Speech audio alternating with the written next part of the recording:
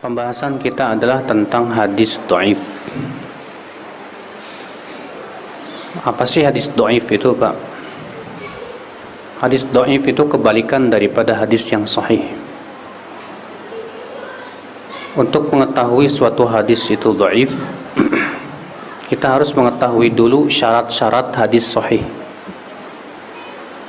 Apa itu syarat-syarat hadis sahih? Syarat hadis sahih ada 5.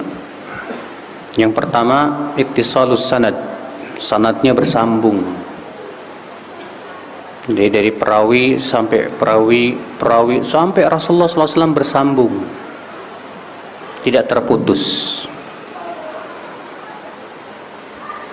Syarat yang kedua, an yarwiyahu rawi adl.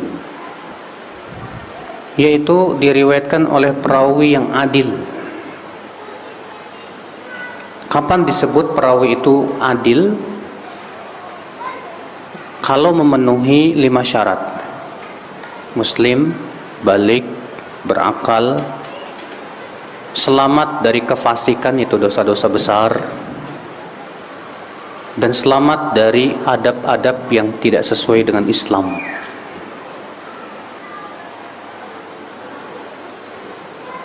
Syarat yang ketiga, an yakuna rawi dhabitan. Perawinya dhabit. Apa itu dhabit? Itu menguasai hadis dengan penguasaan yang sempurna, di mana selamat dari kesalahan. Dan dhabit dibagi oleh para ulama hadis menjadi 2 macam. Dhabit sadr, itu hafalan, dan dhabit kitab, yaitu buku yang terjaga dari kesalahan. Jadi seorang perawi itu disyaratkan kalau ternyata dia meriwayatkan dengan hafalan, maka hafalannya kuat, tidak salah. Kalau dia meriwayatkan dari buku, maka bukunya selamat dari kesalahan dalam catatannya. Itu syarat yang keberapa, Pak? Syarat yang ketiga. Syarat yang keempat, alla yakuna syadzan. Hadis tersebut tidak syadz. Apa itu syadz? Itu periwayatan perawi yang diterima menyelisihi periwayatan perawi yang lebih thiqah, lebih terpercaya darinya. Periwayatan perawi yang diterima menyelisihi periwayatan perawi yang lebih terpercaya darinya. Maka kalau menyelisihi, tidak bisa dikompromikan lagi, maka pada waktu itu dianggap hadis tersebut syadz. Contoh, kalau antum misalnya mengabarkan terjadi kebakaran hari Senin, tapi temannya satu lagi mengatakan terjadi kebakaran hari Kamis, sementara kejadiannya hanya sekali saja. Bagaimana kita mau menimbang dari 2 berita ini? Mana yang paling benar, Pak?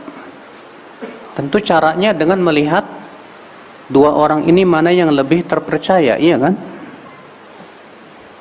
Kita melihat yang satu orangnya terpercaya sih, cuman hafalannya agak-agak error dikit gitu. Yang satu orangnya terpercaya, tapi Masya Allah juga dia hafalannya kuat dan dia gak pernah salah kalau meriwayatkan. Mana yang lebih kita dahulukan, Pak? Tentu yang lebih terpercaya kita dahulukan. Yang kurang terpercaya kita tinggalkan. Nah, ini disebut dengan syadz.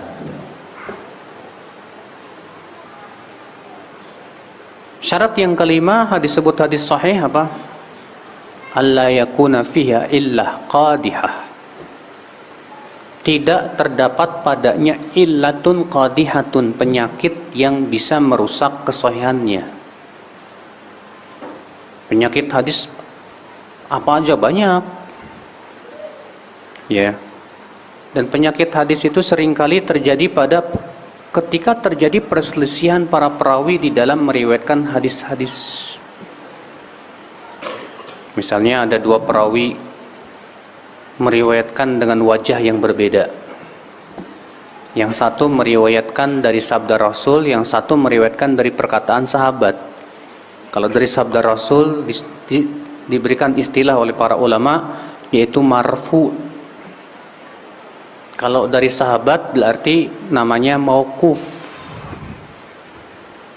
Ini terjadi perselisihan, ada dua rawi ini. Ini penyakit.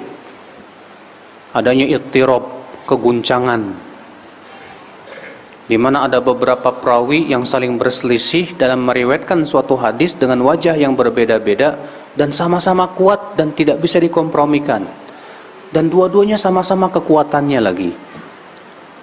Maka disebut oleh para ulama hadis dengan istilah muttarib, guncang.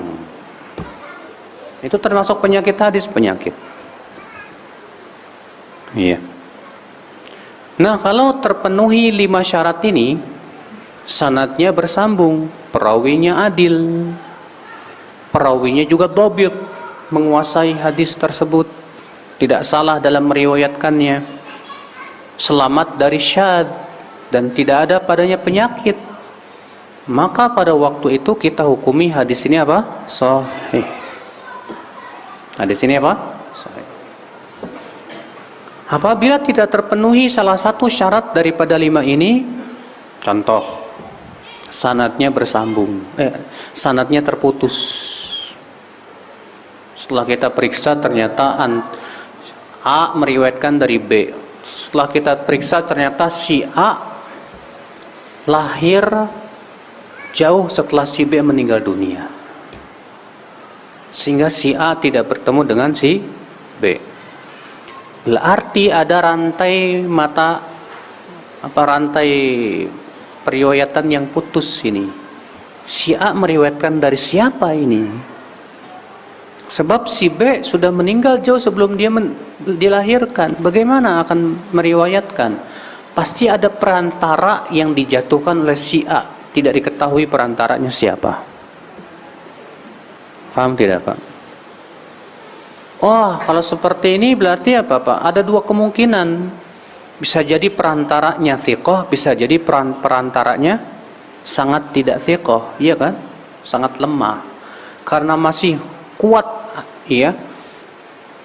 2 kemungkinan ini berarti menimbulkan keraguan tidak, Pak? Menimbulkan keraguan. Maka itu dhaif kata para ulama. Iya. Atau misalnya setelah kita periksa sanadnya ternyata perawinya hafalannya buruk,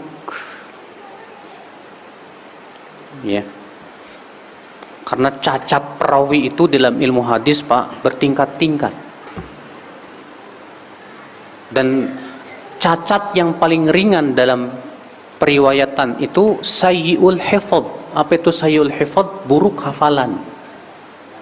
Kapan disebut perawi itu buruk hafalan? Kata Al-Hafidz Ibnu Hajar Al-Asqalani, alla yatarajjah janibu shawabihi ala janibi khata'ihi, yaitu sisi benarnya tidak lebih kuat dari sisi salahnya. Artinya benar dan salahnya sama-sama kuat. Berarti ini menghasilkan keraguan tidak? Menghasilkan keraguan. Maka kalau ada perawinya ternyata buruk hafalannya, ditolak. Berarti hadisnya apa? Dhaif. Atau ternyata kita dapatkan hadisnya muttarib, guncang tadi sudah kita sebutkan. Terdapat padanya penyakit yang membuat hadis tersebut tidak sahih.